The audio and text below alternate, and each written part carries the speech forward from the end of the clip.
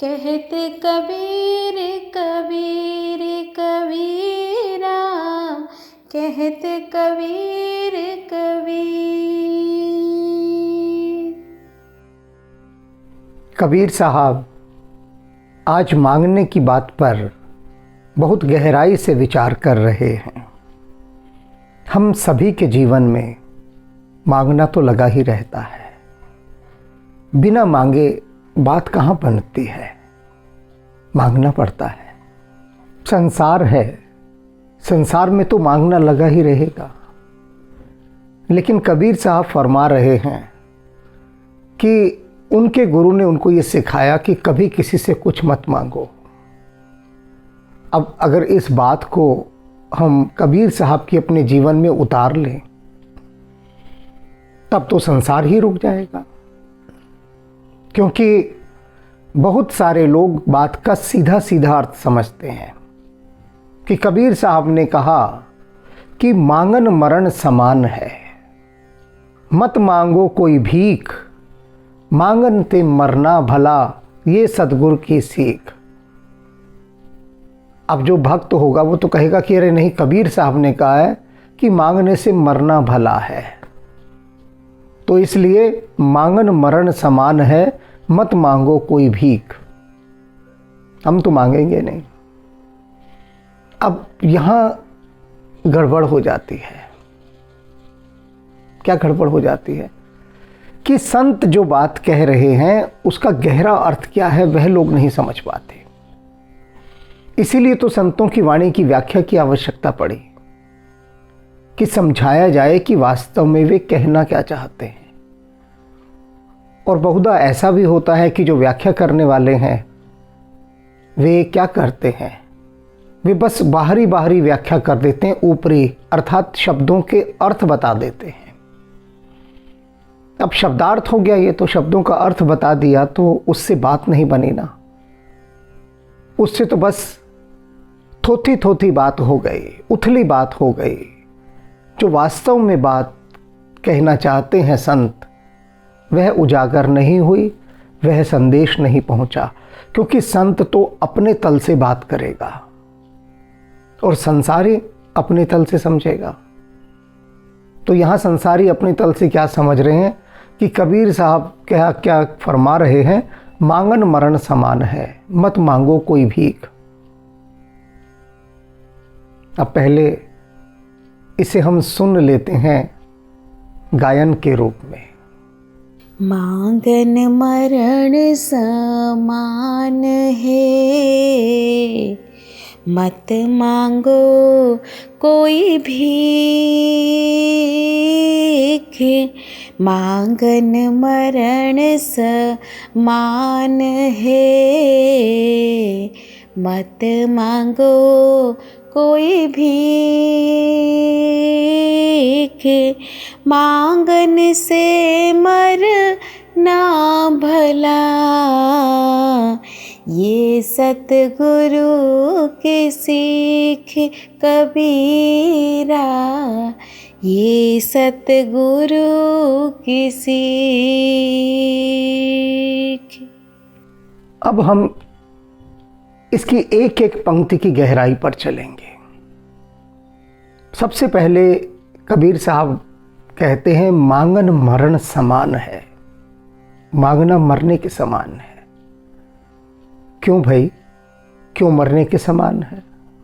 सहज स्वाभाविक प्रश्न उठ सकता है, उठना भी चाहिए, क्यों मरने के समान है? तो सबसे पहले मांगने की श्रेणी निर्धारित करनी होगी, कैटेगरी। मांगना एक तरह का नहीं होता, मांगना तो 1000 तरह का होता है। कबीर साहब उन 1000 तरह के मांगनों में से किस मांगने की बात कर रहे हैं कि जिसे वे कह रहे हैं, जिसके लिए वे पॉइंट आउट कर रहे हैं, एक विशेष रूप से उस मांगने को चिन्हित कर रहे हैं कि यह मांगना मरण समान है। सभी मांगने मरण समान नहीं है। अब हमें उस मांगने को खोज कर लाना होगा जिसके लिए कबीर साहब यहां सहमत नहीं है। क्या है वह मांगना? वह मांगना है अपनी आवश्यकताओं से अधिक का मांगना, अपने व्यसन के लिए मांगना। उदाहरण के द्वारा अब समझाता हूं बात।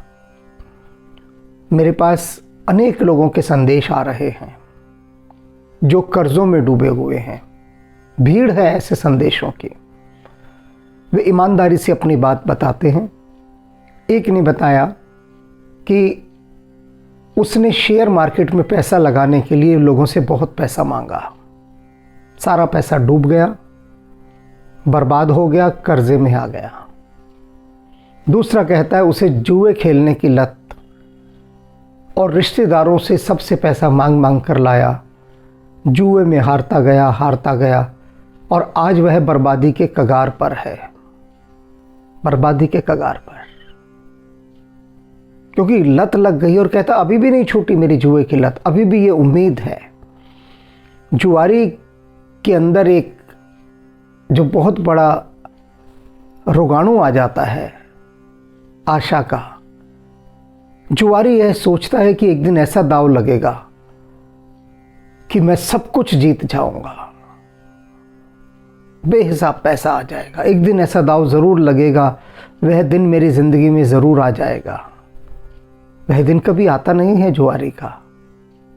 और यदि आ भी जाए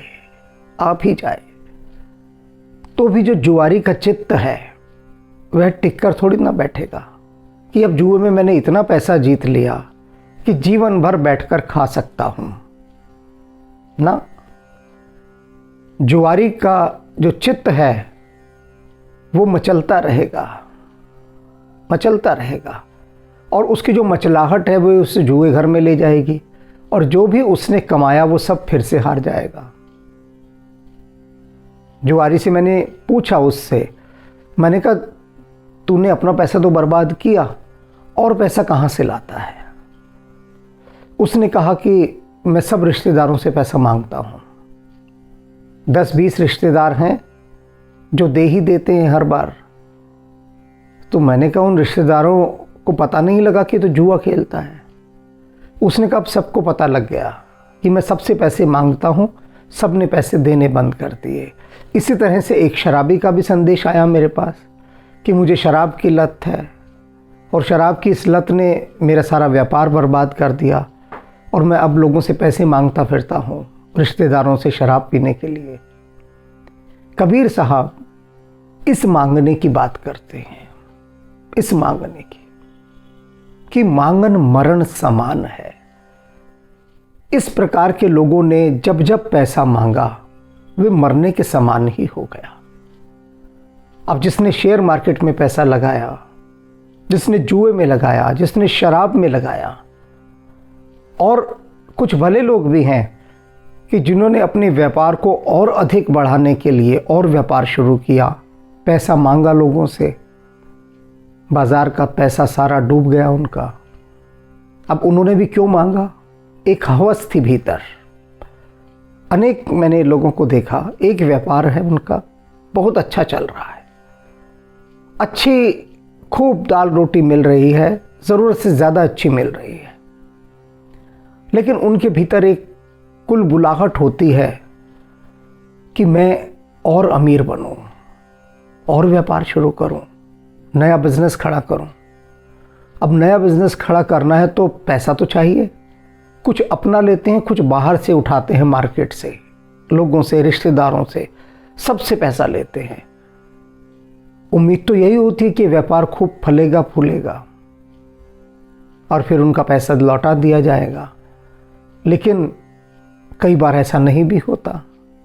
तो जब नहीं भी होता तब क्या होता है? तब वो होता है जो कबीर साहब कह रहे हैं कि मांगन मरण समान है। आपका वह मांगना आपके मरने के समान हो गया, क्योंकि जो आपका अपना पैसा था वह भी डूबा, वह भी समाप्त हो गया, और जो आपने बाहर से लिया था उसके तो आप कर्जदार हो ही गए। ये मांगन मरण समान है। और आगे क्या कहते हैं? मत मांगो कोई भीख। कैसा मांगना मरण समान है? जिसमें भीख का तत्व आ गया। भीख का तत्व, स्वाभिमान का नहीं, भीख का। अब आप अपने माता पिता से मांगते हैं कुछ, तो क्या वो भीख हो जाती है? वो मांगना तो अधिकार का रूप है। आप अधिकार पूर्वक मांगते हैं, गौरवान्वित होकर मांगते हैं। कोई भीख थोड़ी ना हो जाती है, भीख नहीं होती। तो जो इतने गहरे आत्मीय संबंध है और जिनमें हम अपनी अनिवार्य आवश्यकताओं की पूर्ति के लिए जब कुछ मांगते हैं, यानी नेसेसरी रिक्वायरमेंट जो है उनके लिए कुछ मांगते हैं, तब वह भीख की कैटेगरी में नहीं आता। उस मांगने को कबीर साहब मना नहीं कर रहे, उस मांगने को मना कर रहे हैं जिसमें भीख होती है। मत मांगो कोई भीख। कबीर साहब चाहते तो हजारों भक्तों का जमवाड़ा लेकर सिर्फ बैठे रहते, सिर्फ बैठे रहते। उनके हजारों भक्त आते, उनकी सेवा करते, अपनी सेवा करवा सकते थे वे चाहते तो।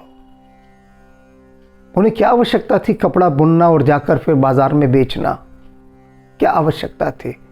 लेकिन वो कहते हैं कि मेरे सदगुरु ने कहा है, क्या कहा है? मांगन मरण समान है, मत मांगो कोई भीख, मांगन ते मरना भला, ये सदगुरु की सीख। मेरे सदगुरु की तो ये सीख है। मेरे सदगुरु ने कहा, सुन कबीर, भीख मत मांगना, कभी भीख मत मांगना। तू राम का नाम जप रहा है, जप, लेकिन आत्मनिर्भर होकर। जुलाहा है, कपड़ा बुन, बेच, आत्मनिर्भर हो, किसी के आगे हाथ मत फैला। कबीर साहब ने उन सभी साधु सन्यासियों को एक संदेश दिया, उस समय के उन साधु सन्यासियों को जो पुरुषार्थ नहीं करते थे, बस भीख मांगने निकल जाते थे। भीख मांगना और भिक्षा मांगना दोनों में बहुत फर्क है, ये समझ लीजिए आप, बहुत फर्क है, जमीन आसमान का फर्क है। बुद्ध जब निकलते हैं भिक्षा लेने, महावीर जब निकलते हैं भिक्षा लेने, उस समय जो उनको भिक्षा दे रहे हैं यह उनका सौभाग्य है, परम सौभाग्य। बुद्ध और महावीर जैसी चेतना या ऐसी चेतना जो भिक्षा के लिए निकलती है, वे भिखारियों की तरह नहीं चलते। भगवान बुद्ध जब चलेंगे तो सम्राटों के भी सम्राटों की चाल होती है उनकी। यदि वे भिक्षा भी मांगने निकले हैं तो उनकी चाल सम्राटों जैसी है। भगवान महावीर की चाल भी सम्राटों जैसी है। ये सम्राट हैं, ये वे सम्राट हैं जो आपसे भिक्षा मांगकर आपको धन्य कर देते हैं। ये वे सम्राट हैं। तो ये तो उच्च कोटि के हैं। इनके लिए कबीर साहब नहीं कह रहे, ये भीख नहीं मांग रहे, ये तो देने वाले को कृतार्थ कर रहे हैं, धन्य कर रहे हैं, निहाल कर रहे हैं। कितने सौभाग्यशाली होंगे वे लोग जिन्होंने बुद्ध और महावीर के भिक्षा पात्र में भिक्षा अर्पित की होगी, और कितने अभागे होंगे वे जिन्होंने इनको दुत्कार दिया होगा। यहां कबीर साहब उन भिखारियों की ओर संकेत कर रहे हैं जो वास्तव में साधु तो नहीं होते, लेकिन अपना पेट भरने के लिए, अपने व्यसनों को पूरा करने के लिए वे भीख मांगने निकल जाते हैं, साधु का वेश धारण करके। कबीर साहब जैसा साधु कोई मिलेगा क्या? लेकिन देखिए, आत्मनिर्भर साधु हैं, आत्मनिर्भर। स्वयं कपड़ा बुन रहे हैं, बेच रहे हैं। संत रैदास जूते गांठ रहे हैं, कोई भीख थोड़ी ना मांग रहे हैं बैठकर, कुछ नहीं। तो इसलिए कबीर साहब ये जो देशना हमें दे रहे हैं, जो संदेश हमें दे रहे हैं, जो शिक्षा कह रहे हैं, सदगुरु की सीख, मेरे सदगुरु ने मुझे ये सीख दी, और आत्मनिर्भर बने कबीर साहब। इसलिए वे सभी लोग अभी भी चेत जाएं, संभल जाएं। अभी भी जो भीख मांगते हैं, भीख कौन सी होती है? अपने व्यसनों के लिए, अपने लोभ के लिए, अपने लालच के लिए, अपनी अय्याशी के लिए, इनके लिए जब वे किसी के आगे जाकर हाथ फैलाते हैं, पैसा मांगते हैं, तो वह पैसा मरने के समान है, क्योंकि वह पैसा डूबेगा ही डूबेगा।